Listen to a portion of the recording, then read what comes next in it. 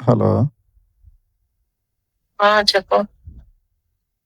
ఎక్కడికెళ్ళావు? Phone ఎత్తట్లేదు. రాత్రి phone ఎత్తలేదు. ఆన్‌లైన్‌లో గూడా లేవు. ఏం లేదు బయట అమ్మవారిని పెట్టున్నారు గదా! హ్మ్. ఫ్రెండ్స్ అంతా ఊరికే వచ్చి రా, రా, రా అని పిలిచేసరికి వెళ్ళా ఇంకా. హ్మ్. ఎంతసేపున్నావు? ఏంటో నైటంతా అక్కడే ఉండిపోయా నేను. హ్మ్.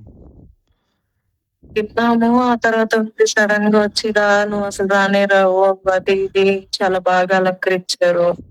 చూద్దాము వెళ్లి అనేసరికి ఇంక వెళ్ళాను. హ్మ్. సడెన్‌గా అసలు ఏమైందో తెలీదు. జస్ట్ అలా ఎంటర్ అయ్యి ఆమెను అలా చూసాను నేను. ఒక్కసారిగా నాకసలు గూస్ బంప్స్ వచ్చి ఎందుకులే ఒక సెకండు అసలు ఆమెను చూడంగానే నా మైండ్ అంతా రిఫ్రెష్ అయిపోయింది తెలుసా! అమ్మవారిని చూడంగానేనా? నిజంగానే అసలు నాకెప్పుడు ఇలా అనిపియలేదు. హ్మ్. ఒక్కసారిగా దేవుడు ఉన్నాడు. అంటే అది ట్రూ నమ్మొచ్చు అన్న ఫీలింగ్ అన్నమాట. మైండ్‌లో ఉన్న డ్రెసెస్ మొత్తం హ్మ్. నేనే ఆశ్చర్యపోయాను తెలుసా! అలాగే అమ్మవారిని చూస్తూ ఉండిపోయా నేను. ఏదో చెప్తారు గదా! పెద్దవాళ్ళు. అన్నట్టు నిజంగానే నా వెనక నుంచో లేకపోతే నా పక్కనే వచ్చి నిలబడుకుందో హ్మ్. అనుకోలే అసలు. ఒక్కొక్కసారి అట్లాగే ఉంటది అమ్మవారితో.